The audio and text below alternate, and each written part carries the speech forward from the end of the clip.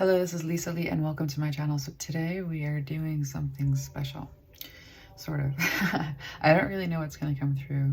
I'm behind on the element zodiac readings because this is just so important. I want to like do this one while I have the time. I figure, you know, we have all year for those. I'll get them done by January, the zodiac signs. But I'm working with Athena. I have had quite an experience working with Athena. That's like a story for another time. But she's with me. And so I'm actually just going to channel her. I'm not going to put too much into it of my own. Like it's funny that it seems to be, excuse me, I'm actually messing with my veil. Hold on, I'm wearing a veil. I don't usually do this, but she's having me veil. And I'm like one of these like kids, like, you know, sort of tomboy girl, like never ever wears anything like that would stick to my head. But anyway, so I'm moving the veil around so that I can actually properly be here. Anyway, sorry about that. I'm going to center myself and I'm going to call Athena in. I'm going to call Athena in and then I'm going to let her take it from there. I was going to even like talk about stuff that she's saying to me, but she's just going to take over. That's what we're going to do right now.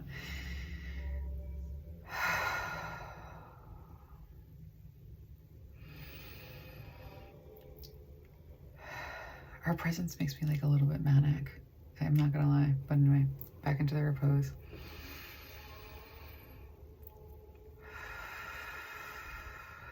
I call in Athena to be with us and to be in this reading. I give you my voice and I step back.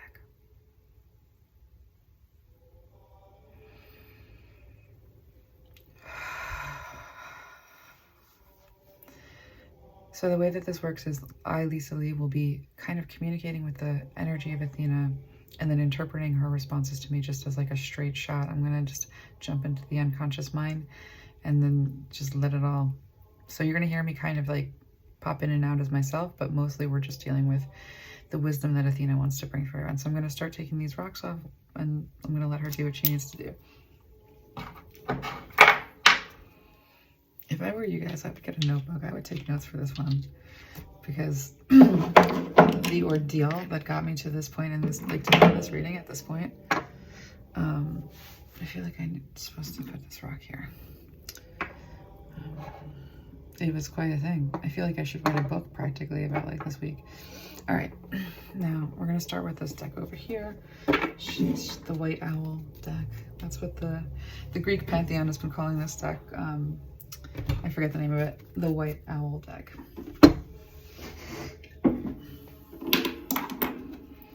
So let's just begin. I'll list the decks below as soon as I can. It might not be right away, but I will do it because I know that that's important. Such amazing work goes into these. All right, let's begin.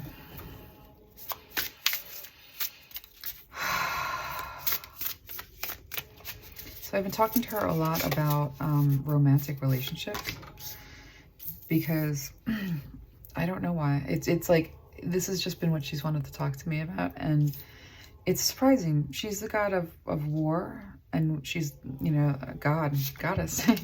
She's the goddess of wisdom. She's the god of, let's just say it, you know, like, why do we have to, that's what she says, you know? So anyway, so she's the goddess of wisdom. And so there's something to be found here in the wisdom of romantic love. Now, more interesting than that is the women's magic. This came up with Hecate, the lost women's magic, or women's magic that's been buried and like is going to be found. And in the Hecate reading, and that's somewhere on my page if you are interested, Hecate sort of pointed out that like the way that, and she sort of showed me like, you know, the upper body strength is the magic inherent in the divine feminine energy. That's our upper body strength. Like she's saying, like, this is our extra. And that severing women's magic has severed us from the dead, which has had dire consequences. I don't even know the scope of which.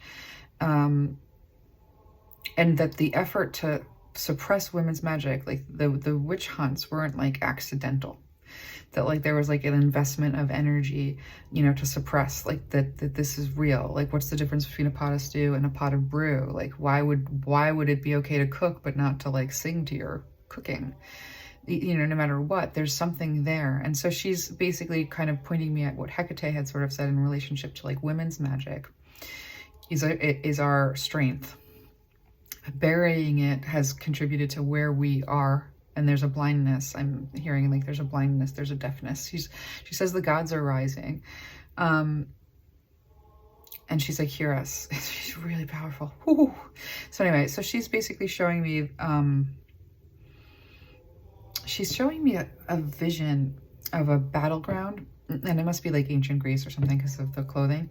The armor is very clunky. She's showing me her above in the clouds, and she's showing me the way that she would move the battle around is with song, that she would sing over the areas, and what she would sing, the guttural sounds of her singing would like then move the troops. And so she's saying like women's magic is not to be underestimated by any means, and that now there's like a horrible way in which it's been like mangled. And she's showing me like the heart, like a human heart, and like a needle like sewn like just a million. She's showing me stitches, like just like someone had like taken a needle to the human heart, and like basically she's showing me an ancient ritual now.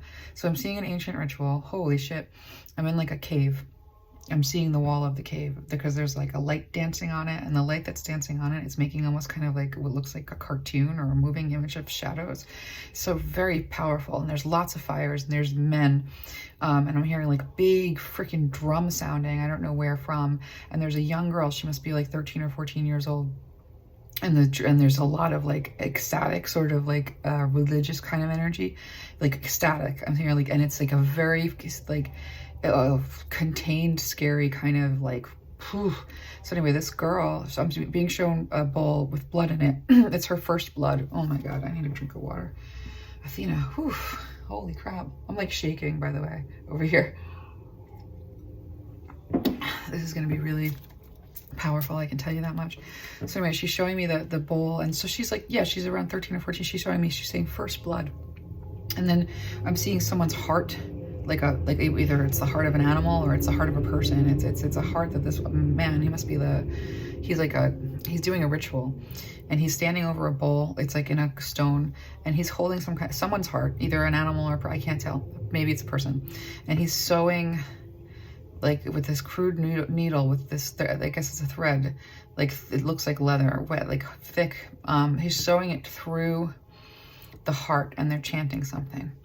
And it's the mother who brings the daughter to this slab, the daughter who's had the first blood. And so I'm not even going to need to I don't want to trigger anybody. What happens next, you can only put 2 and 2 together, but they bind these 2 souls together. Got the 10 of swords on the bottom of the stack, and I need to take a breath. So she's showing me that they bind these 2, they're binding these 2 souls together through the power and the magic of romantic love. So this is this magic that was done. And so this betrayal between the mother to the daughter, and then the binding using the alchemy of one of the binding agents being love, this has created a slavery in the heart, from women towards men of some kind. So divine feminine energy to divine masculine energy, she's like a slavery in the heart. She's showing me like the patriarch, like it's like the sign of like, it looks like a patriarchy flag, but I think it's just the American flag. So anyway, and that doesn't make a whole lot of sense to me, but it's okay. So Christian, she said Christian. Whew. Let's take a look at these cards. Yeah, I think she covered with the strength and the 10 of Pentacles. I really do think she covered, wow, look at this. You see this heart? Oh, that's this heart, you know, and this mouse is its prey. And so she's showing me like this was predatory in nature, that the desire, you know, came from a predatory vein. And so she's showing me again, you know, and I say this often in my readings, and I mean it, you know, because it comes through so often, the story of the little bumblebee. If you've been listening to my readings, or if you had a one-on-one reading with me, you've heard the story of the bumblebee, I'm sure. because it's always comes up, it always comes through. But the bumblebee, she's saying to me, I'm just gonna like tell you, she's like, you know, the stories in your brain, like when you're channeling, you know, the energies use your mind. And that's like a god, she's saying it's a deity favorite, the bumblebee. But anyway, so the bumblebee has one desire in its heart. Its little beating heart is like, I want nectar. Nectar is everything that I've ever wanted. Like, I don't want to waste time doing other jobs. Like, I just want the nectar. And I know that I want it because it's all I think about. So that's the true heart's desire of the bumblebee. And so the bumblebee, doing its little job, getting what it wants, you know, following its little heart, is just going from flower to flower, and it's getting its nectar. And it's just going around and going on. And then she said that, I'm seeing that the bumblebee, what the bumblebee does not know about its magic is that it's pollinating the world. It's creating growth. It's creating flowers. It's making the world colorful. That's the magic that the bumblebee has, that it doesn't know about it. And she's saying women have a magic that they don't know about it. And it's been hidden for years, and we're going to resurrect it, she says. And that hurts, by the way. Like, I want to just say, like, my heart, that was really intense. Okay, so she's showing me that this is happening right now, and that we've begun to build this together. This resurrection we've started to do this very naturally. She's saying women's magic, she's like, it comes to you in dreams, you know, it comes to you in inclinations, it comes to you. She's showing me again, like over the battlefield. Oh, this is such imagery. And she's in the clouds and she's singing the directions. And she's like, this is always happening to a certain extent, but when you're conscious of it and you're becoming conscious of it, you're starting to wake up to this reality, to this truth. She's telling me to slow down. She's kind of just like, I need you to slow down. Her energy is like, let me just take a minute and I'll just describe it to you because it's really powerful. It's like the breeze that pushes the sail in the sailboat forward.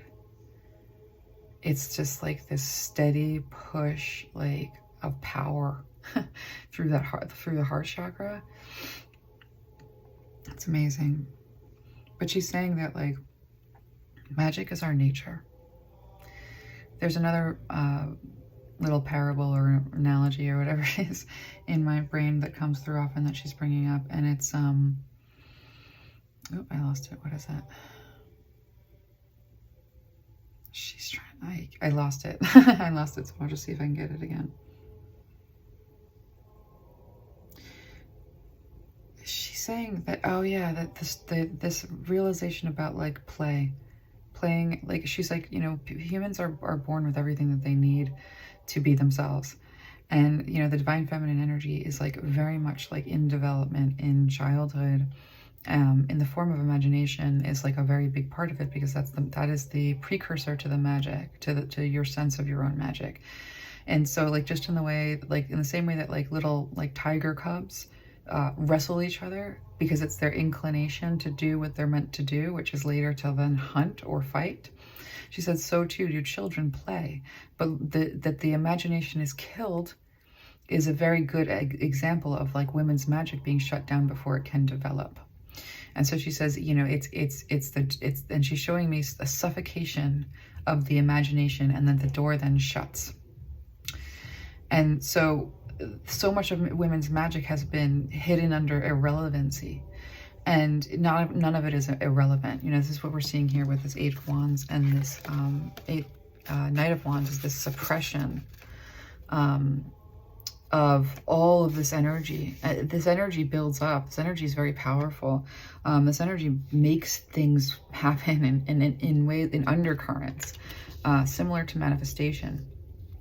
And so that we are on a new page. And she says that the women cooperating with each other, having each other's back, creating a standard for each other. She said the divine feminine doing this work for the divine feminine. This is like, it's the betrayal of the mother to the daughter. She's like, that is the core of how, that is why the spell worked. She's like, that is why that ritual was affected, that binding. And so she's showing me that this ritual, and it's so old. Can I just tell you how old this is? I don't even recognize how the people, whew. Anyway, so she's showing me how old it is. And she's saying that, you know, this notion around twin flames, which is, she says there's a valid twin flame and then there's an invalid twin flame. And she's like, the valid twin flame is the true together. And then she's showing me that the invalid is the ancient binding. Both bind the souls. One is a choice and consent, and one isn't.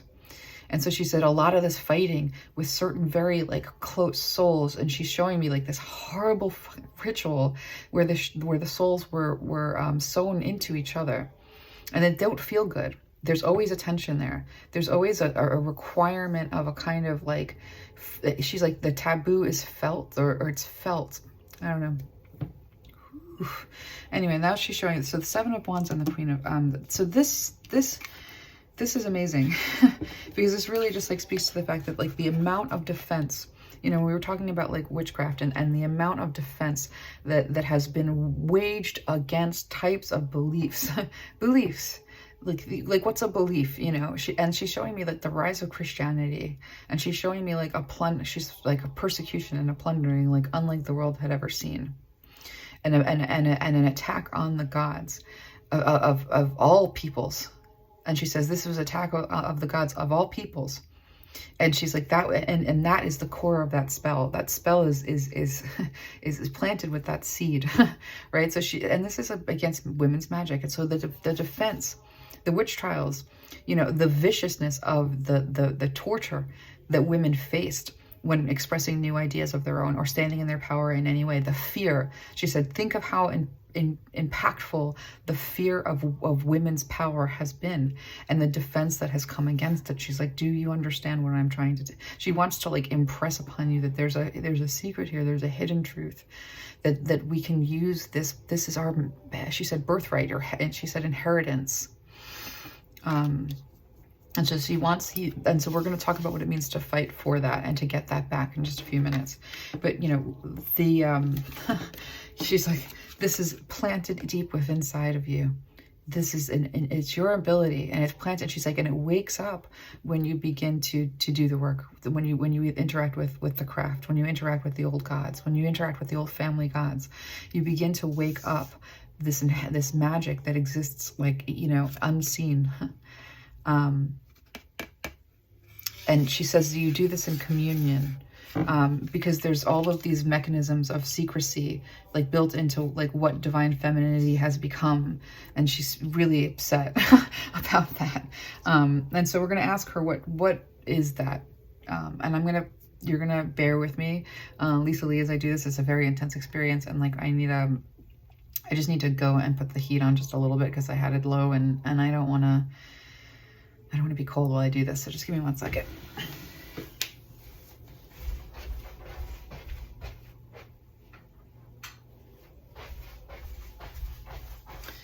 When I do a trance channel like this, like in the fullest sense, like my body's like, it's like weird. It's weird on my body. It's not bad. It's just weird on my body.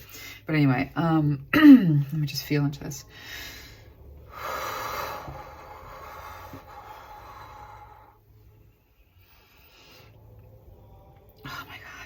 What an incredible presence this is. So we're going to start this by uncovering a secret. And so now we know what happened. And now so let's go to the next spread. She wants me to use oracle cards now, which is fine.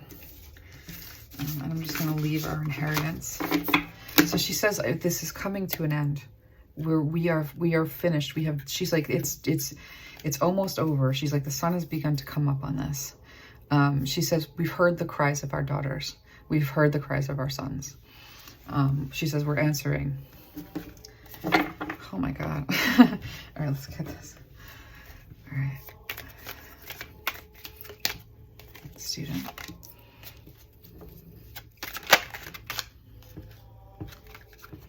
Exorcist. Athlete. Okay. Wow. I have no idea how coherent this is all going to be, but I'm here for it. Okay, rescuer. Mystic on the bottom of the deck. I want to find out what this all means because there's a lot of information trying to come through. I am shaky with this channel. Okay, so let's get these cards right here. And then she says she's going to begin to tell us a story. These cards in front of me are archetype cards, and they have a shadow and light attribute. If I'm good, I will list the decks below.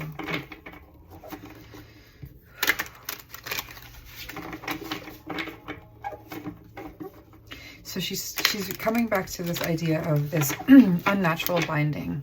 This unnatural binding of the power and love and the heart.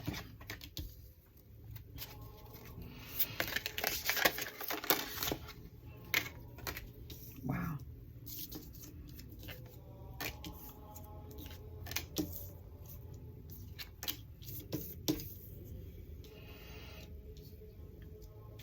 Yes, she says that this misuse of magic has bound everyone to this agony. She's showing me the cries of the people. There is no God. There is no God. And she says, no, there is the women's magic is the reason that you have no access to your gods. That's why. And she said there is, and God intervenes, and God pushes the, mankind forward. And when she says God, she means not like she means goddess too. Like, she's really not drawing a distinction between genders at all. She's just using the word as being like, we're talking about, this energy of deity. Okay, I'm going to get some tarot. Let me just push this up. Like, the distinction isn't, as far as I can tell.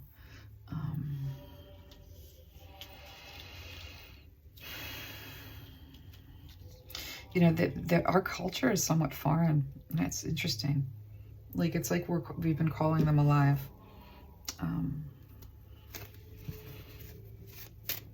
She's like, the rise of your mothers, the rise of the ancient ones. I'm seeing the face of one woman in particular. She's covered, like her head is covered. She's kind of like a darker energy, like it's kind of creepy. I don't know what to think of that. I guess we'll find out. It's weird. Well, I mean, you can't talk about people's religions, and honestly, like, I'm not trying to, but this is, Athena coming through, and she's saying, not the corrupt Christianity, the Christianity that kills other people's gods, the Christianity that rapes and subjugates and enslaves, like, and she's, the ancients were no strangers to. She's like, the evil and good operate on an axis dependent of each other. One requires the other in order for there to be, like, she's showing me a seesaw and things making progress. She says, but the subjugation of an entire gender, of an entire gender. She's like, this was the moment in time, and that we're waking up from a long slumber. So there was always competition, that there would be competition of something as valuable as women's magic was unchecked. It was the divine. It was the connection to the divine, but that the ego became angry that that something else possessed the connection to the divine. And she's showing me Nephilim, and she's saying that even the angels were jealous of women's ability to create life, and that they had the divine spoke through them, that they had such a close relationship to the divine, that it wasn't just that there was competition or jealousy from males of the species. It was also the angels, the fallen angels themselves wanted to possess this knowledge and this wisdom and this magic for themselves. And she's angry. She says, to think that they would teach magic is ridiculous. They were taught magic, and they were the ones that took the magic and began to create this wickedness. And she tells me 3 people, that between in romantic love now we have 3. That's the binding with the heart and the sewing. That there's there's a woman, and then there's these two male energies. Like one is the person that they're attracting, the person that they're, and the other energy is, it's something, it's so weird. I don't know how to explain it, but it's like, I'm seeing like a braid. The other energy like is embodied by the lover. It's embodied by the male, in the masculine in this equation. And so many people have been born and reincarnated, that these soul bondings exist between all genders to each other and to others. It is no longer just, you know, between male and female. It's just like everywhere. You know, the person who you're bound to was a female or a male in this life, that life, and the other. It just keeps flipping and keeps flipping. But the binding still exists, and the binding hurts. And she's showing me a soreness in the heart, like an angry soreness in the heart.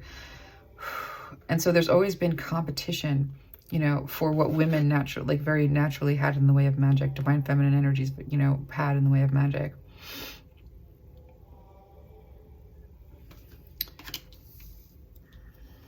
Yeah, she's showing me no distinction. She kind of is like siphoning information through me. And whenever she's using, like very gendered like terminology, I get kind of stopped up.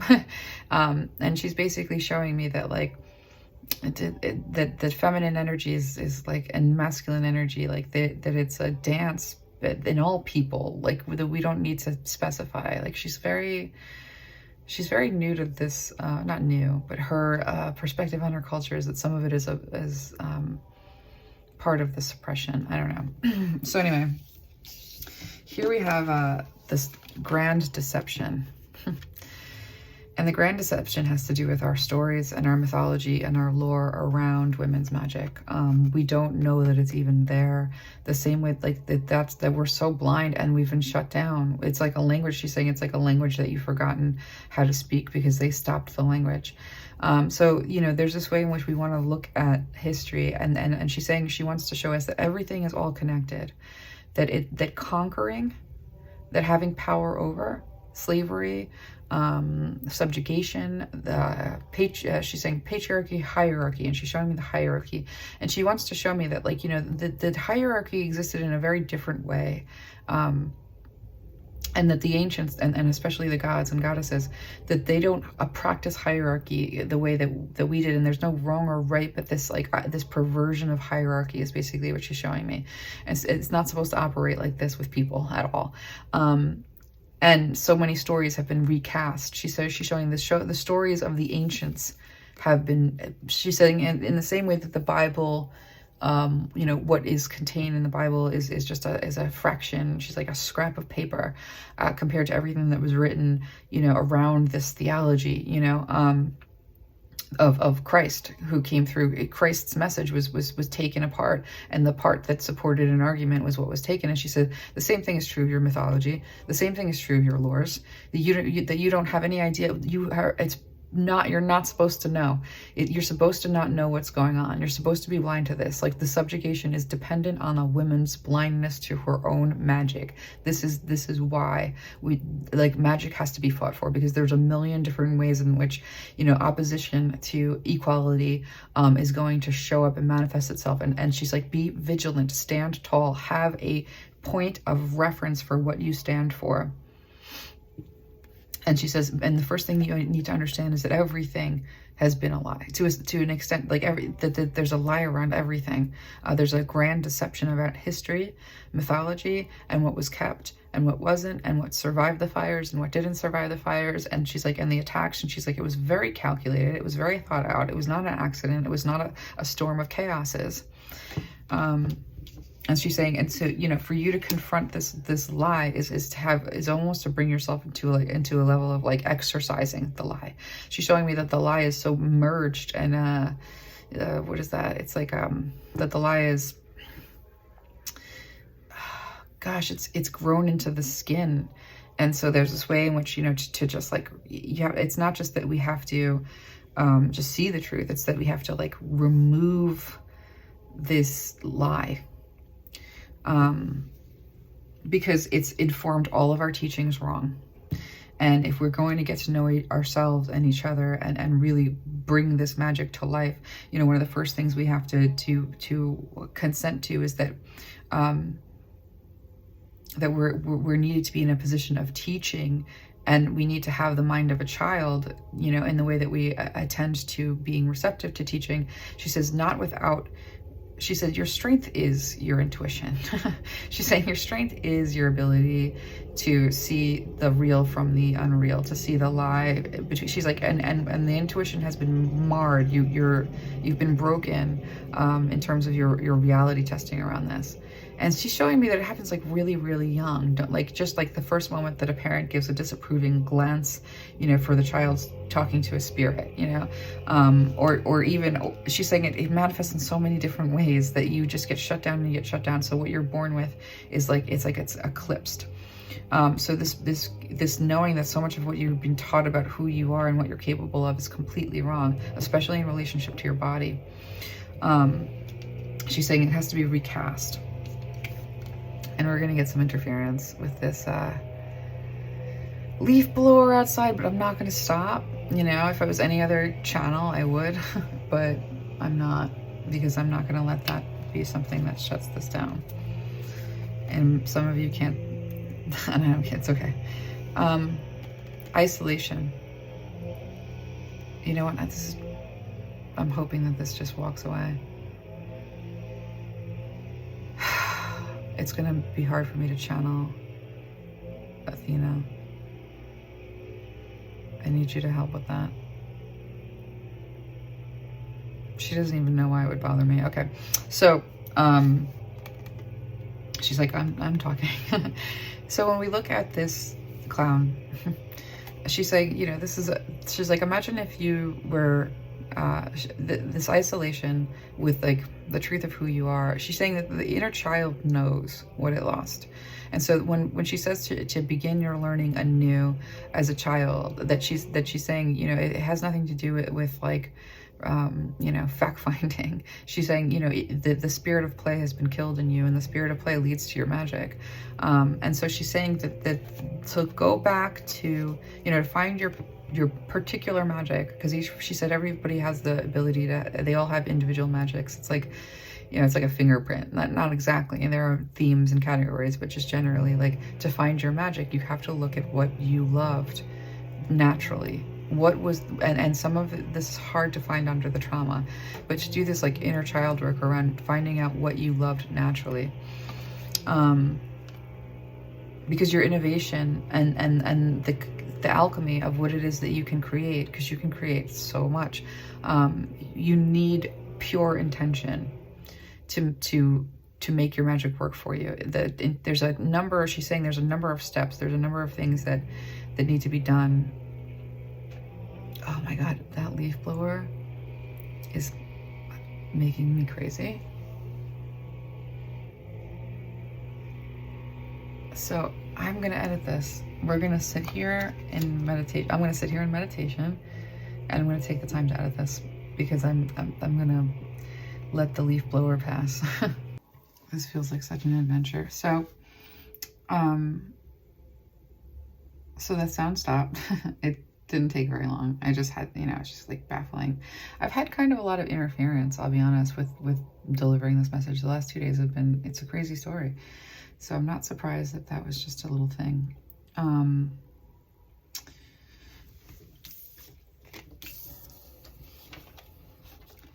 I feel shaken, actually, for some reason, by that interruption. And I think it's because, you know, what's coming through here is, you know, this is, you know, we're gonna get more cards on just like, what is the secret? You know, what is this misrepresentation of self? What are we buying into in the way of like an example of who we are that isn't, and what does it mean to actually create from this place? Because she's telling me when you create from this place, like, she's like, you could just fix it.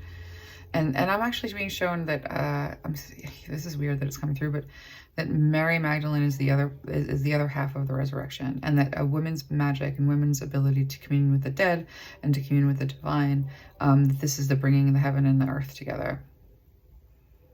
That's really interesting. But let's keep, this is okay. All right, listen, I'm not gonna argue. She's saying that that's the balance, you know, that the story is always contains two energies. That who was present in the tomb, who created the magic. She's showing me. She's like, who created this magic? And She said a woman. So there's a lot of change happening right now. And she's sort of motioning to how hard it is. Like this is, you know, that the tree it has, its roots are not firm. She's showing me the way that the tree has the roots look like an octopus's feet. And she's saying the roots are not all the way into the mother. She's like, you're not really plugged in, and at this point, that's part of been like this is the mind control kind of aspect of what. It's a weird message. I'm having a hard time getting it right. Mind control isn't the right word. I don't have the right word for it, but I think it's like something like under a spell. And so, and she's showing me that there's going to be a lot of upheaval and a lot of change very quickly, and that we're going to feel like it's going to be hard to sort of like be thinking about like, what is our magic? You know, there's a defense here. She's like, you know, in competition with your growth is a lot of upheaval, and she's likening it to like an unhealthy house, or she's showing me like you know, a domestic violence family, and how the child's growth is in opposition, you know, it's opposite to the environment that is.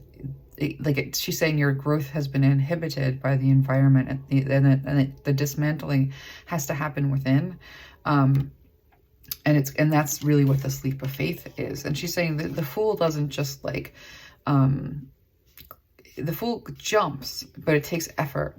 You know, the fool gets to the side of the mountain and then, you know, takes that deep breath, and like with that whoosh of like, you know, she's saying pushed by the force, pushed by the inner knowing.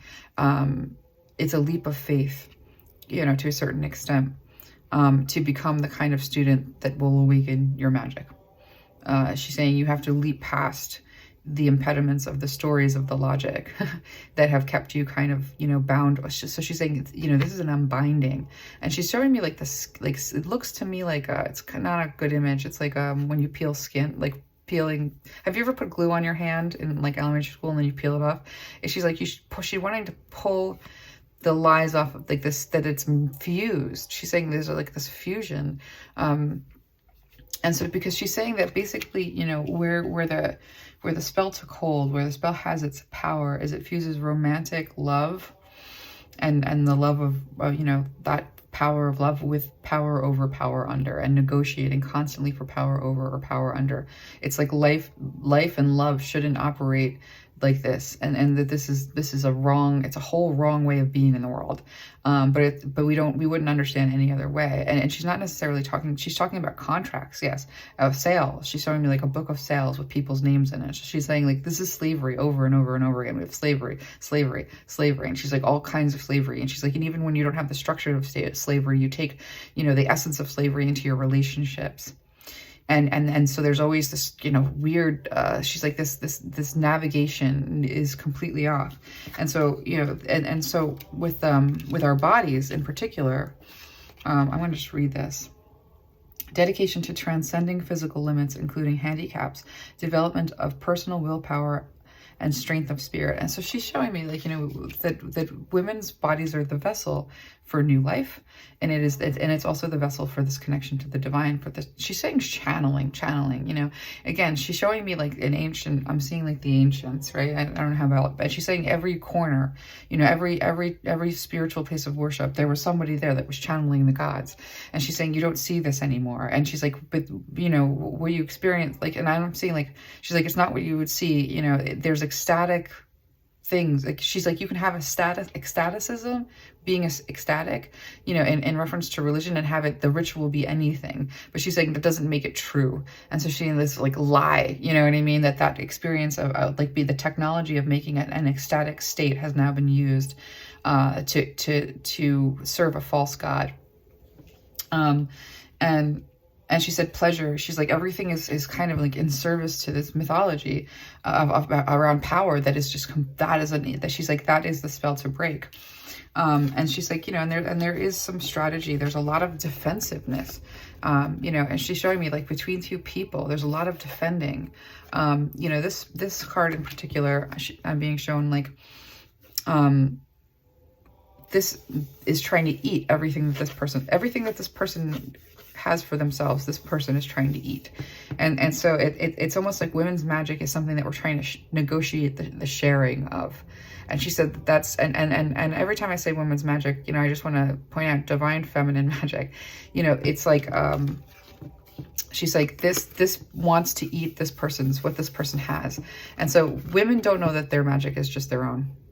Or, you know, divine feminine people just in generally, like, don't understand, like, that they're giving magic away, that they're participating in magic, and that they're not realizing that there's a negotiation of something that belongs to them and doesn't belong to the other person.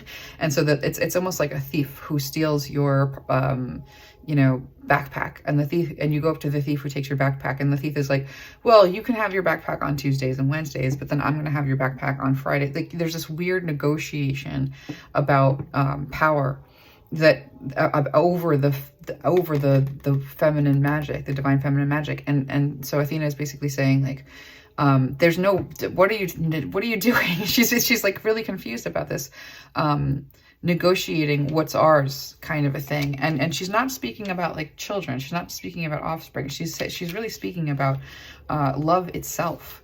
She's like the nature and the substance of love itself.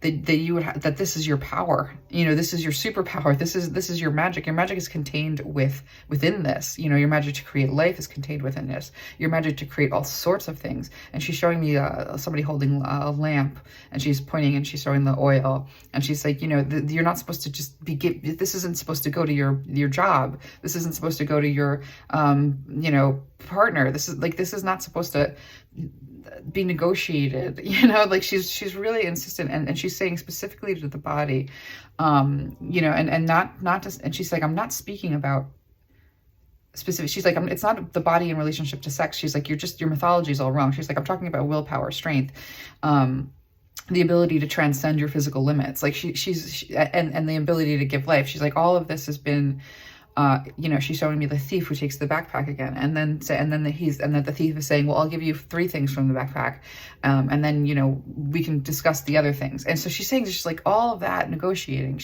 like that there's such a need to step into our power about what our bodies are capable of in the way of like holy devices, you know, like that the spiritual nature of our cavity. And she's not even saying, and this isn't even, you know, related to gender specifically. She's like, but that spiritual, like the receptivity, like that whole area, she's like, it needs to be rescued badly. And the way that we do this, we begin to like engage in play, you know, understanding that play is not just something that little kids do because it's fun and like their brain is just doing whatever. This is something that like the baby cubs, the little tigers, that are wrestling in order to learn how to fight. She's like, you need to learn how to play again in order to learn how to use your magic properly. And so she's like, you know, the call to arms, the call to battle is to, and she's showing me back again, like the battlefield, and then she's above it, and then she's singing a song with the intention, like, and it's a song that doesn't have words on it. I'll be honest. It sounds like vocal gymnastics almost.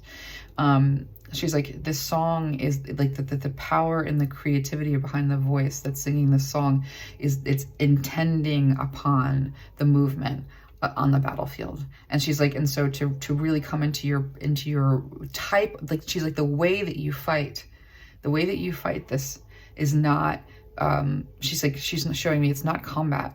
She's like, it's over the combat, it's above the combat, it's singing into the combat, and then things move as they are meant to. And she says, because, you know, all of this has been the secret of this magic, and what we're capable of has been a very closely guarded secret, but the tower has begun to fall. It has begun to crumble. She said, she's like, or the divine feminine has had time to begin to play. But there's a lot coming against this at this time. And she said, and she's kind of cautioning me that to be vigilant of what's yours. And she's like, and be vigilant of the lore and the mythology and the stories. And she's like, because the stories that survive and the stories that have been formed were crafted to obscure our power, the divine feminine power. Okay, so I'm gonna let her redirect. We have the mystic on the bottom of the deck, so really this, you know, reveals an intimate union with the divine. reveals an intimate union with the divine. Where is your power? Who holds your power? Who are you communing with? Who is informing your magic? She wants you to look at that, make sure that there's no, she said, you know, make sure that what's informing your magic is empowering. And if for one moment, what's informing your magic feels disempowering, if for one moment your interaction with the unseen feels disempowering, she's like, if like that is your check in your spirit that says, wait a minute, what am I dealing with? Who's informing my magic? Who, like, where's my magic going and why? What is my magic doing? And so she wants us to sort of like, and I'm going to ask her what our magic does. I'm going to find out what this like secret of the magic is, because I want to know. But she's saying, you know, like the first thing that, you know, let's understand, let's unbury this, you know, let's pull this out of the ground. She says you know, the gods, she's like, seek the gods of, because she says over here that like this thing about, this is a trance around romantic love, that all of our magic is redirected around romantic love, and that we don't, and even though the sun is coming up, it's almost like she wants us to just see how like not a good deal this is, that this is a trance, that this is a spell, that this needs to be broken, this is a kind of control that it couples love with power, you know. And she's like, and this love is puny compared to the love that you're meant to have, and the love that you're meant to wield, your inheritance. Oop, and that wanted to just show its face. Yeah, she's like, there's a bridge here. You know, there's a way to cross the bridge and get closer to where we were, because, you know, right now, you know, this bottom of the deck is just like, you know, beginning to have conversations, you know, about what it means to find like a better balance in everything. And this is sort of like this pivot point. She says where there's a lot of magical control to be had. Let me put these away as well. So I want to ask her what the magic does, because I have a clue, you know, like I think, you know, channeling for sure is part of it. And she's saying that there's a lot of fear that the women the women and men, this doesn't matter, both have the divine feminine energy. The divine feminine energy in both women and men is afraid to play with magic. Because it's been conditioned against it, and because the epigenetic memory of every woman whoever like raised her voice being like, you know, dragged up a hill, beaten half to death, raped, and then, you know, burned alive, however that combination occurred, you know, those displays of punishment left their mark. And so there's just like this fear of magic. And then there's also the fact that the unseen is comprised of, you know, energies that want to work with you to help you grow, and energies that have an agenda. She says energies that have an agenda, if you, as above, so below, that people have agendas, energies have agendas too. And so, you know, there's a call to look at your relationships, with what you're working with. You know, if it's ancestral, that's amazing. Like, but is it ascended ancestors? Because again, we're those, you know, spirits have agendas. They really truly do. And so we have to sort of be mindful that, you know, women's magic has always, the agenda has always been to hide it, to keep it from us, to keep us from discovering, you know, that magic in any way, shape, or form. So I'm just going to ask, what is this magic, you know, that you speak of, Athena? What is this magic that you speak of?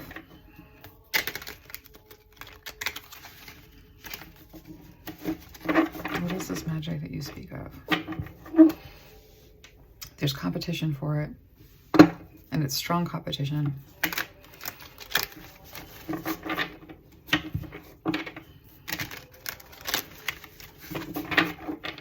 What is this magic?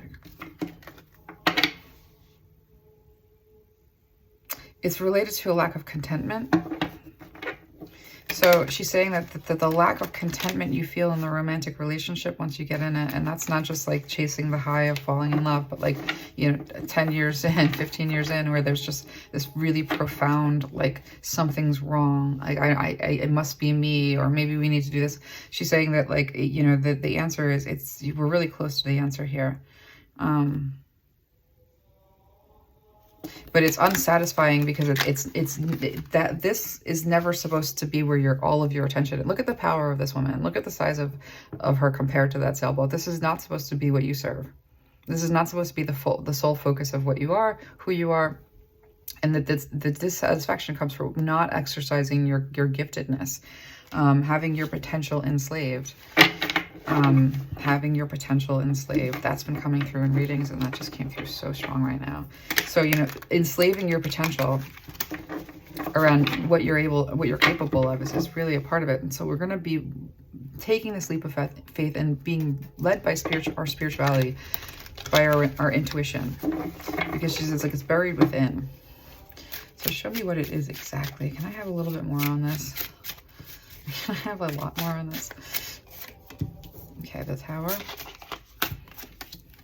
the King,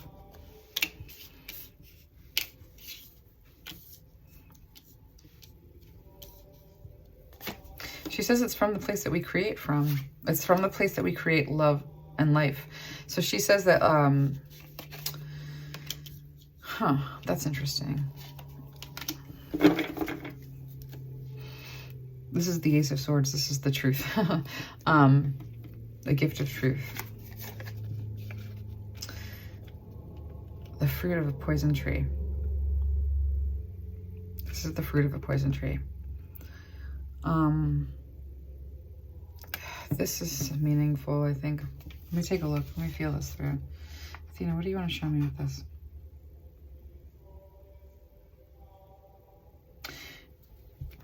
The power is taken quite young. There's mythology that is, so mythology can be a god.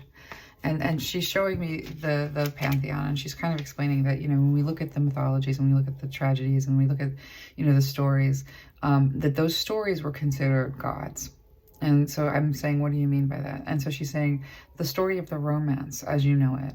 You know, the two come together, they fall in love, it's forever. This is like, you know, twin flames, this is soulmates, this is the indoctrination starts very young. And you know, she's even showing me this thing. She's showing me like family unit. She's like, you know, all of this indoctrination starts incredibly young, and that ooh, that was hard. I have to like grab this channel in.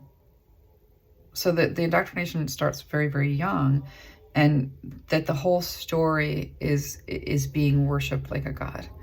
That somebody once told the story of boy meets girl, you know, both fall in love and create this kind of a life. That she says that's the serving the god of that story. That the story is a god. And she's like, often the stories were the gods. And she's like, that people wanted to enact these stories over and over again is why the gods spoke through them, and why the gods taught through. The gods generally, the Greek pantheon particularly, just does teach in stories. And so she's showing me that this competition led to taking this, taking this power young.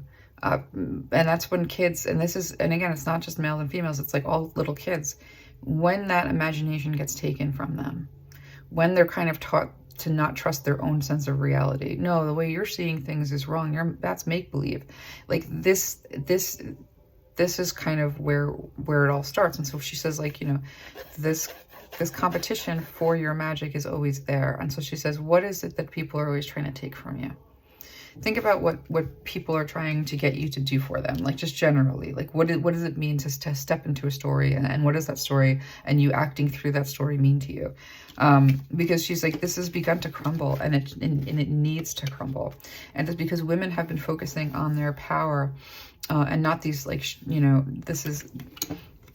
these are expectations right here. And so that women have been very much like, wait, what's my power? What's this ability? Like, who am I? Like, who am I really? You know, she's saying that a lot of you are waking up to your true identities and understanding who you truly are. And she says, you're an extension of the divine. You're connected to the divine. You're the divine's like experience of itself on earth. And so she's saying, you know, when you think about you know, what a human actually is, and they're a story maker, and a meaning maker. And she's saying, you know, just being in your power and standing on your own for, like, in the way that you have, has begun to make this institution of, like, false narrative crumble. Let me take a look at this.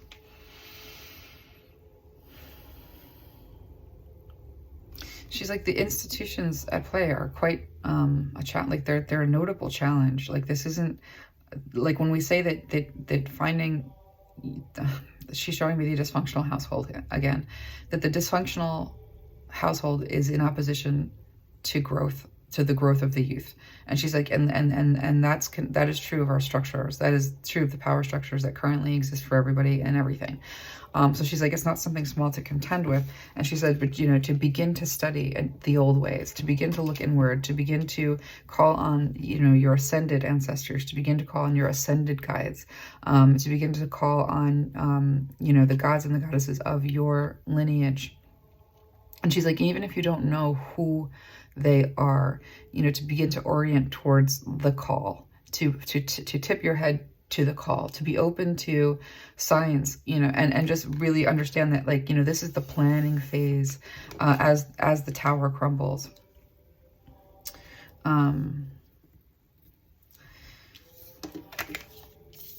It's like so she's saying it's all playing out in our minds, that in the same way that she's singing the battle, you know, into, she's showing me again, like, how she sings over the battlefield, and in this way things move. And right here, we're seeing this awakening take place around these, like, she's like, you're adding the magic back into the stories that you tell each other. And she's like, and I want you to add the magic back into the stories you tell about each other. And she's saying, she's pointing to the cross, and she's saying, witness. And she's saying, I want you to, and she's like, and she's not speaking, like, it's not proselytizing like the church. But she's saying, but women are subjugated to keep their silence about the magic that they experience and the magic that they have in their lives, because it might make them look crazy to talk about their magical experiences. And then she's saying, you have one or two friends that you call and you're like, you know, an alien visited and you had a valid experience. You know, you have one or two friends that you can talk to about, like, you know, energy and grids and things like that. You have one or two friends that you can talk to. I'm getting a lot of different mixed messages, basically. Like, you know, just, I'm losing the channel because I'm getting flooded. But there's like one or two friends that you can talk to about your magic. And you can get really, like, into it. And she's like, and you can feel the truth of it, and you can feel the life of it, like in your its witness, you know, and you've witnessed the experience of magic. And she's saying, like, keeping silence about that, only telling some people, or, you know, it doesn't give you time to, or an ability to process it and air it out, and to find others who've had these experiences with magic if you don't speak of it. And so she's asking not for proselytizing, but a boldness of witness, a boldness of you saying what it is that you do or do not believe. And she's like, and the fear that comes up at the thought of that should tell you something about the power behind that opposition. If you telling someone that you got a tarot reading and it blew your mind, or you telling somebody that you had a vision, gives you that kind of a fear. It's just talking about a vision. It's talking about a dream. It's talking about something spiritual that happened. If it gives you that kind of fear to share this with others, that should tell you the power of the opposition, and that speaking and bearing witness to your experiences of magic is breaking the curse around it. And that's why we have the progress that we've made, is because people are beginning to say, yeah, you know, I've had to deal with, like, you know, seeing ghosts all my life, you know, whatever else it is that people have, that they're afraid to talk about these experiences. And she's saying, take the fear out of, and begin bearing witness to your experiences of magic, because you're not the only person who's having these experiences. You're not the only person who's had this experience. It's not a psychic gift that some have and others don't. But the silencing around it, like, you know, being fully you, should come under question.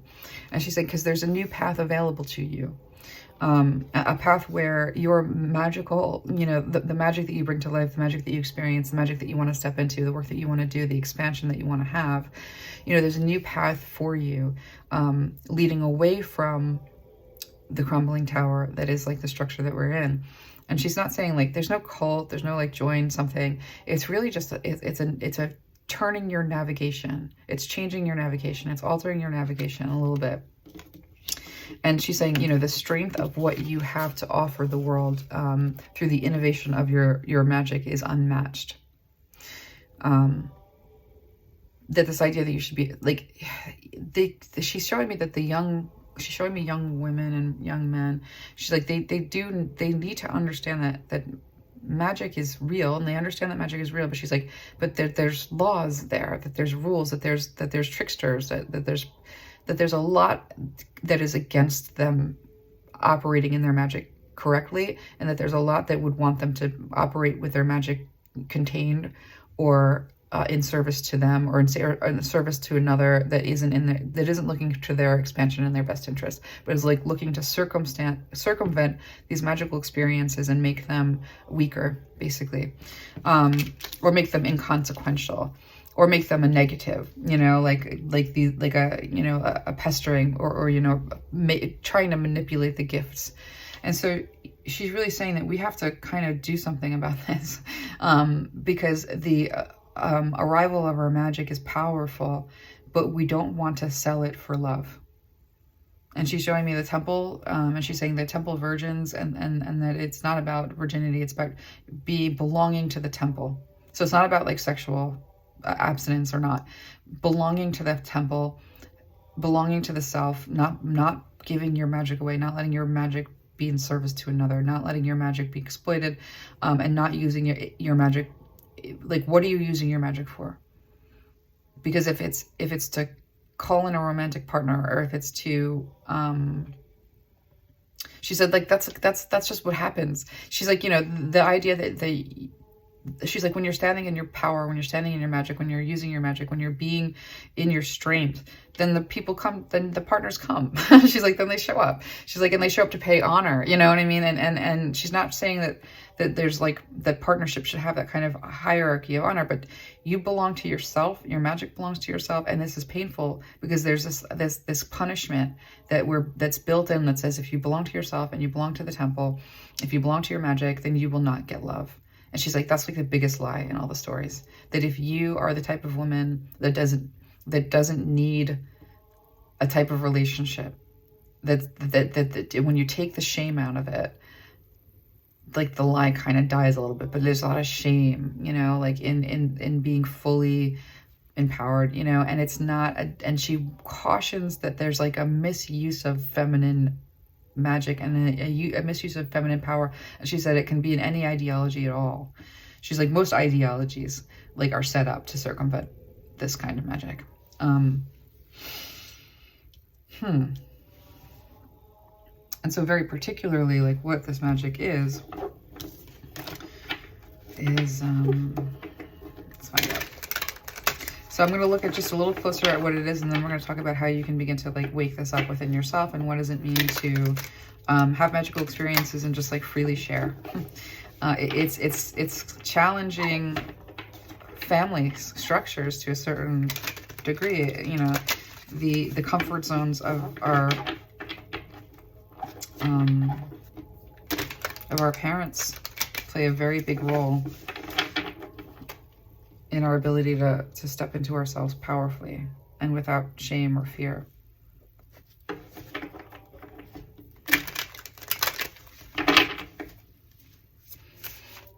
And doubt, you know, she's trying to understand why there's this, like, that magic is closeted. She's like trying to understand, like, she says, you know, I know women,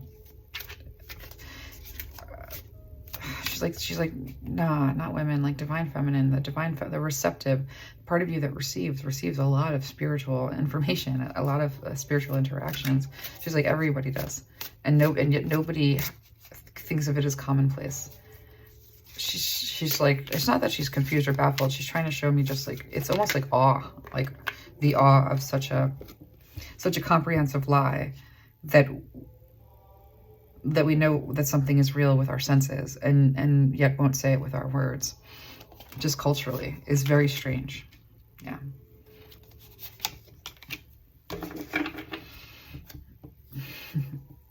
You hold the storm in the palm of your hand. You know, you have the ability to do so much that it scares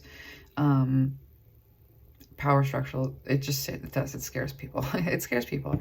And think about it, you know, stepping into your psychic gifts is scary. It is scary for me, that's for sure. You know, doing this work that I do, I'm Lisa Lee, I'm just going to jump in as like a little aside here. You know, doing this work is really hard. It's really scary. Like, I grew up in, you know, with evangelicals. And, you know, there was some magic in my family. You know, I had an aunt that practiced. But overall, like, there was nothing more terrifying and shameful to me than someone finding out that I had all of these abilities. And it took a really long time for me to face the fact that it's hard to hold these abilities. You know, it is.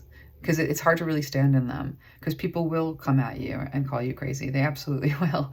And that's just the way that it is.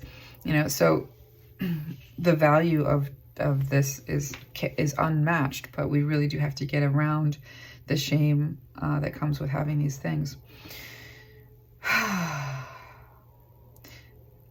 The tools that we need to dispel the bad stories, something's rising out of the ocean, like something's coming up. There are things that are being born right now. She's showing me a manuscript. She's like, there's magic. Something's coming. Something's arriving, and it's like a beacon. It draws things towards it. And she's like, so this awakening, this mass awakening that we're all having, you know, is around our spiritual abilities more than anything else. She's like, it's the end of the age of Pisces. And she's like, so she's showing me something with planets. Something with planets. So there's like this major shift here where the magic is starting to come back to life. And she's like, it's particular to each person. Everyone's magic expresses differently. It's like a singing voice. The talents, she said, talents are very close to magic. The creativity that happens and the magic that happens when you create something through your talent, whether it's music or, she said, even mothering, the magic of mothering. She's like, all of that, that's where you find your magic, you know, and it's particular to you. And sharing about it doesn't mean that it doesn't happen for others. It just shows up very individually. So she's not going to tell us what her magic, like, very specifically is, other than to say that it's there and that we're going to learn a lot more about it, and to begin learning about it. And again, that's connecting with the gods of your forefathers, your people. So I think that's like almost, I'm trying to see what else needs to come through. Oh, the romantic love stuff. Well, that's like that vision, you know. She's like, you know, use your magic to break all bindings. Oh, this is the message. This is the message of the whole reading. Oh my gosh, I can't believe I almost like fell out before that. She says, use this knowledge of ancient bindings to break all ancient bindings. Because it's soul binding. And nobody's, like, both souls are innocent to this, honestly. Like, this is something that happened, you know, in these rituals so long ago between young people that, like, if you feel an unnatural and unhealthy binding to another soul, and both people are fighting with it, then do the magic to undo it. And begin fighting your battles with magic. And that doesn't mean spell work. She's like, I made a noise. Actually, it felt like a noise. Like, vengeance and spell work is stupid. She's like, this is for pigs. Like, she doesn't like that at all. She's basically saying, like, you know, you go to your goddess with your broken heart and you show it to your goddess, and then your goddess will do what is propensorate, you know, what is it, in proportion to. But this is not for you. She's like, for you, she shows me the battlefield again, and she shows me, like, the, you know, the you know, she's like, humanitarian. Use your magic for humanitarian good. Use your magic for personal growth and empowerment. Use your magic to see things clearly, to hear things clearly, to understand things clearly, to convey things clearly. She's like, these are all things you want to use your magic for. She's like, you know, a misuse of magic is trying to stop someone from hurting you. You have to work on being, you know, like, where no one can hurt you, where you understand that no one can hurt you because of the discernment that you have and the protections that you have and the boundaries that you place. She's like, you know, defensive magic isn't about attack. It's about preparation. And so she almost says that, you know, like, as we begin to do this preparation to safeguard our minds and our bodies and our souls and our spirits, because we're encountering magic. This is a kind of a dangerous wave, you know, like, we're at, like, this very pivotal point where we're just trying to figure out what magic is and how it works. And so it's really important for us all, you know, to make sure that we have, like, very clear intentions about the kind of growth we want to have, very clear intentions about the kind of power we would like to yield and why. Because she's like, because intentions that are misaligned are, you know, in service to destroying your growth. And to be very vigilant of your growth, because what you have to offer is quite literally like we are at the crest of the wave, we're at the crest of the wave that's about to crash, with a lot of psychic information, for lack of a better way of putting it, just really coming into a relationship with the unseen in a tangible way. And she's like, and that's both scary and good. And it can be, you know, it can be used to drive you back into dogma. It can be used to drive you back into the need for an authority, that is, yeah, there's just way too much, you know, this is just something that's under attack. So let's get some parting words, because I don't know how much longer I can go with this, and see if there's anything else. Athena, is there anything else you want to bring through about this? Break the bindings. How do they break the bindings though? Like, do you have a specific, reclaim your power? Do you have a specific, interest? How do I put this? Athena, can you give us specific on how to break these bindings? Because witchcraft is, you know, instructions are helpful. Let's get some instructions.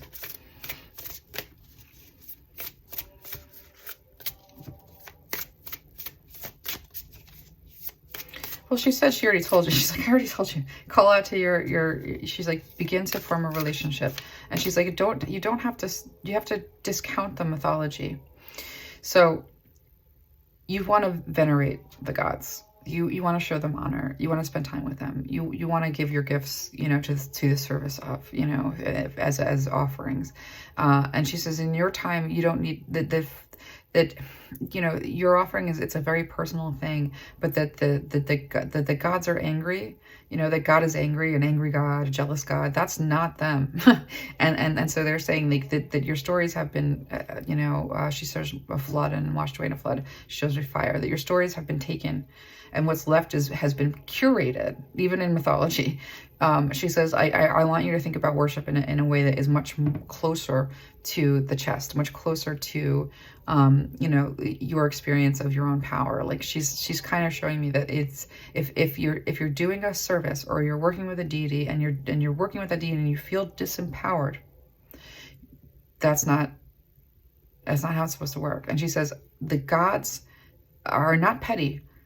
And if your God is petty, that's not a God, that's a trickster.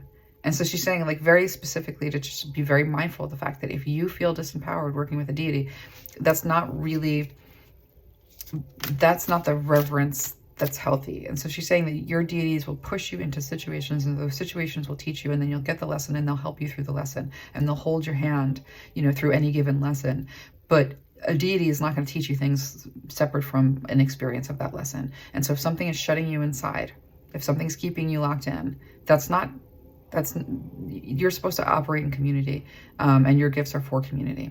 And so if something is kind of keeping you from that, again, there's agendas, like there just are. And it's important to understand that there are agendas. And she's like, you know, there needs to be an emphasis on discernment. And discernment is basically just what I described in terms of like, what does this feel like? Do I feel disempowered? Do I feel like this is angry? She's like, gods are not petty. And they don't do your bidding, she said also. So if she's like, you're working with something that's doing your bidding, that's maybe not. What is the price? She said, if you're working with something that is doing your bidding, what is the price? And if you tell me that the price is just, she's showing me, you know, like she shows me offerings, and she shows me the body, and she says, you know, if you think that you're not paying anything, you're wrong. If you think that all you're paying is, if you think that this is something that you can afford, if it's hurting you, if it's making you feel less powerful, if it's in opposition to your growth, if it comes with fear, question it. And if you find that you're dealing with something that makes you afraid, then begin to talk about it. You know, begin to seek help. She shows me the internet. She's like, go to, you know, find your help, because she's like, this is the rise of this information, is, you know, trying to make it safe again. So let spirit be your guide. There's always enough. And transformation is beautiful. Okay, let me get more.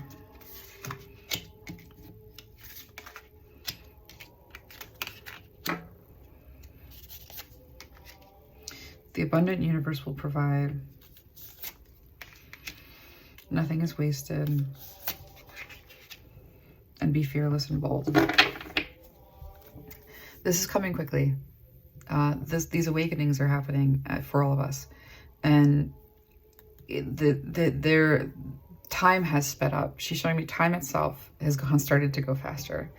Time is at stake, you know, in some ways, or an understanding of it. So she's saying, like, you know, you getting serious about what it means to be plugged into a deity that you feel is a source of love and provides opportunities for growth in a safe, healthy way. She's like, do it now. You know, prayer, however this works for you, you know, just even if she's showing me that there's so many people that have like this horrible stuff going on. And she shows me like spirituality, and she just shows me soup, and in the soup is all kinds of crazy stuff. And then she shows me like the, you know, the contamination of earlier religions into that soup is quite profound. And so she's saying, you know, it's not easy to find your navigation with this stuff, but you're pretty safe with the gods of your people. The gods of your ancestors. And she's like, and a lot of you, and she shows me a big rainbow, you know, a lot of you have a lot to choose from. And some of you have like more particular things. And she's like, but she says, she's showing me the heart. She's like, the soul has had many incarnations, and there are gods and goddesses from other incarnations that you might be very, very close to. Really begin to plug in at a heart level. You want to be meditating in a state of she's like, you want to bring in like that like anointing is what it is what she's kind of showing me. She's like, you want to be looking for the anointing. And you want to be looking into entering states of the anointing. And so, you know, she says that this is all going to happen very, very quickly. That, and she's like, it is a mess out there. She's like, but you take dominion, you take control, you step into your power, because the women's magic is protected by women's like power, and women's power is quite remarkable. So if something is making you afraid, point your magic at it and tell it to leave. And you stand in that power.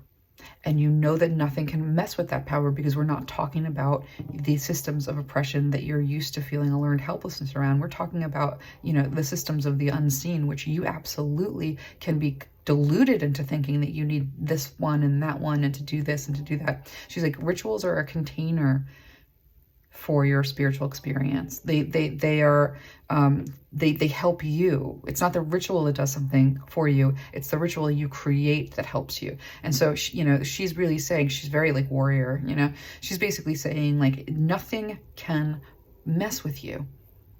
Nothing can mess with you. It can make you think that it can. It can make you believe that it can. It can make you believe that you need it. It can make you even believe that you want this to some extent. But if it's making you sick, and you know if it's making you sick, then you have the power to point your magic at it and tell it to leave. And if you need help with that, call on the deities that you feel most comfortable with. And if you don't know which deity is for you, she's like, Jesus is fine. You know, Christianity isn't. but it's something that you know in your heart that you've had some kind of experience with, or if you haven't had that experience yet, and some of you haven't, there's a sensation in your heart. You know, and she says, if you say to your highest self, I want you to bring me the deity that can work with me in the way that I need to plug into that deity. She said that deity will come before you. You'll get something, and it'll click, and you'll feel it. And so she's like, and so maybe not she's like, every deity might not be your deity, but you're going to feel, she's showing me someone feeling their way through the dark. And she's like, maybe you can't see, but you're moving in the right direction, and you're using your hands, and you're feeling in the dark, and you're going to get to the door. So just do it that way. She's like, because it's still okay. So she really is saying, you know, like the way to overthrow this, like these, it's basically a horrible power grab that uses love to manipulate our power away from us under a belief system that has been constructed, you know, since prehistory. Well, not prehistory. Prehistory is where we had a matriarchy, you know, and where we had where the relationships with the gods were under attack. Where there was there was a much better understanding and communion. And again, when women's magic is plugged in, we are the channels for the divine. That information comes through us, and then it's disseminated. And that doesn't mean that you can't be a male with your like divine feminine magic turned all the way up. You can, you know, it's what you're comfortable with. And so she's saying, you know, just begin with play, be playful, like let yourself play with magic, but But don't let your magic be led. Let yourself play with magic. Let yourself play with magic, but don't let your magic be led by. And so when she says false gods, she doesn't mean like what we think of as false gods. You know, these are like romantic love can be an idol, can be a false god. You know, using all of your magic to secure romantic love, like that's going to lead you to trouble. You know, it doesn't mean you can't do it. It just means you're just going to have problems with it. You know, it's putting stumbling blocks in your path. And she also says that, like, yes, evil to a certain extent, you know, again, it operates with good on an axis that is they're dependent on each other. You know, the darkness pushes the light forward. This is the relationship. So, you know, having these experiences of trial and error where you encounter some dark stuff, you know, as long as you understand that you are empowered to banish it immediately, and with the slightest, she's like, with the slightest provocation, you could, you know, you point your magic at it and you yell, you know, and you bring it from your feet, and you take all of the anger that you've ever had about feeling scared and you throw it in that direction. You have this incredible, and she shows me that when you lose your temper, it's right there. And she's like, and she's like, and she's showing me like an argument in a house, and that, you know, like when you lose that temper, like there is no stopping you. It doesn't matter how scared you are. It doesn't matter what the threat is. Like you are, she's showing me somebody who, like, she's like, you get, somebody makes you afraid. Something makes you afraid. You turn your temper on it. And then you point your magic in that direction. And so, like, that's coming through really strong. I don't know who needs that, but somebody does. I think I repeated it like 4 times, or it came through 4 times. So she says, yeah, this is our way out. And you feel your way through the dark, and you ask for help, and you look for guidance, and you explore, and you do it and you do it with a spirit of play. And that's really Athena's message about. Let's see if she's got anything else that wants to come through, because this is going to be a really long reading, and I'm okay with that. Is there anything else? We're going to pull just a few more cards in summation, and, you know, just a couple more about where we are, and then we can close up. There's just one more deck here that we're going to make use of. She says this is a message of power and strength, that your magic is where all of your wisdom comes from. And she says the divine feminine magic, that part of the body that is in all sexes, is where the magic of all creation comes from, all creativity. It can be used for foul gain and in foul ways, but it creates. The divine feminine energy creates of itself.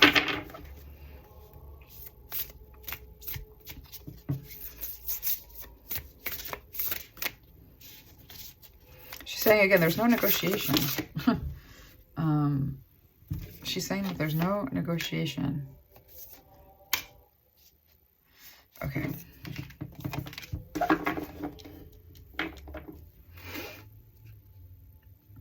She says it's going to start to get easier, that we're already through the hard part, that the war is won, and there's just some strength, it's just like straggly battles. But that it's going to be easy to hear that guide. It's going to be easier than you think to work with that deity. You'll know who's your deity. You'll feel like their child.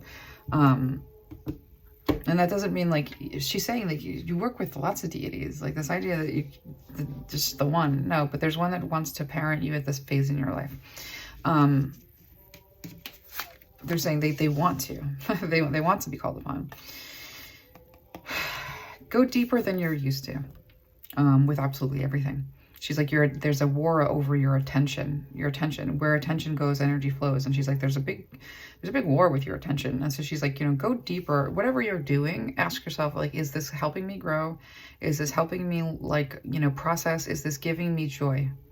If you're not, then she's like, you know, you got to figure out where to put your attention and be very, you know, sure about it. And she's like, and go deeper in learning than you ever have before. The craft, she's telling me the craft is she shows me books. It's learning. It's studying. It's never putting the books down. It's never saying I'm finished learning. It's always continuing to figure it out and to learn. It's supposed to be mysteries that you solve. In co-creation for yourself, it's, you know, with spirit, that this is spirit's way of teaching you in lots of ways. She's like, you can watch videos. There's a million ways, but the learning is crucial. And learning with each other, she says, is really important. Finding ways to connect to each other and learn. What did we lose? So, you know, one of the things that we have to do when we look at these stories and we decide, okay, all of those stories were written by the victors. All of those stories are in relationship to a conquering that took place that even like created the hierarchy as it was structured in a terrible way. So if we really understand what was lost, if we really understood the gravity of the power that was lost for everyone, she said, just speaking to the dead, you know, that we and helping the dead manage. She's basically showing me like all of these lost dead people, and she's saying that you know, that they have no place in this world of yours, that they have no shrine. They have no connection. How do they are now lost. And she's showing me that they can be used like by these other, you know, like there's so much, like she's showing me energies like swooping in and like moving things around like puppets. Like it's really, really weird. And I'd say it was even scary, but she's basically saying that, like, you know, taking our power back is 100% this process. Everything about it. And we'll find out what we lost, and we'll find out how powerful we truly are. And that is just the gift in all of this. She's saying that the consolations of isolation. She's saying that you are called to be willing to stand on your own. You're not being told you have to, but you're being asked to be willing to. You're being willing to, as part of changing the story, accept that there's a story where you have love in abundance, close relationships, sexual or otherwise, you know, and it's not like having a bunch of partners, you know. There's no right or wrong way to do it. But she's saying, take that idol of romantic love off of your altar, because that is not empowering. Take the idol of she's like, there's a lot of gods that have been given you in the form of story, and she's like, and you need to dismantle them. So, and then she's saying, you know, this is going to be really quick, and that it's for everybody. And so, you know, when women discover their magic, you know, suddenly the density of the whole planet kind of goes up when spirits are crossed over. That's something that a lot of spirits need help with, you know, but you want to be careful, because there's trickster spirits, and there's, you know, ancestors with agendas, and then there's a lot that goes on. And so she's saying that, and she's saying, you know, the gift of prayer has been co-opted, like, you know, it's, you know, spells can be a prayer, you know, there's all sorts of prayers, but she's like, but that gift of you know, looking, like being afraid and then pointing your magic at it. Pointing your magic at it is like utilizing, weaponizing prayer. You know, pointing your magic at world peace is also weaponizing, you know, prayer. Like there's all of these ways in which, like, that, taking that power from within, understanding that it is connected to the divine, and then like moving it outward, that this is part of women's magic. And so like, this is all for everyone, and it does a lot more than we realize once we start to play with this. It's not just for us. It's like the bee at the beginning of the reading. You know, by just playing with magic, what we don't realize that we're doing is pollinating the earth. You know, just being in just acting out of that gift is all that we need to be doing to tip the scales on everything, and make it, you know, really make this an easier life for everyone. Basically, a world that's just a lot more.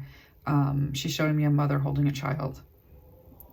She says, she shows me the battlefield, and she shows me the streets and the marches, and she said, yeah, fine. But she's like, but you're going to do this very easily just by beginning to work with energies for the greater good, work with deities for the greater good. This is just going to be a quick bunch of lessons in the right direction. And so this is the truth that Athena is bringing through. It's really intense. I'm going to go load this up. And that was actually a really powerful channel. I never really retained much, so I don't know how coherent it was, but I'm going to go listen to it, and I hope to be amazed. So I hope that was helpful, and I will see you guys again soon.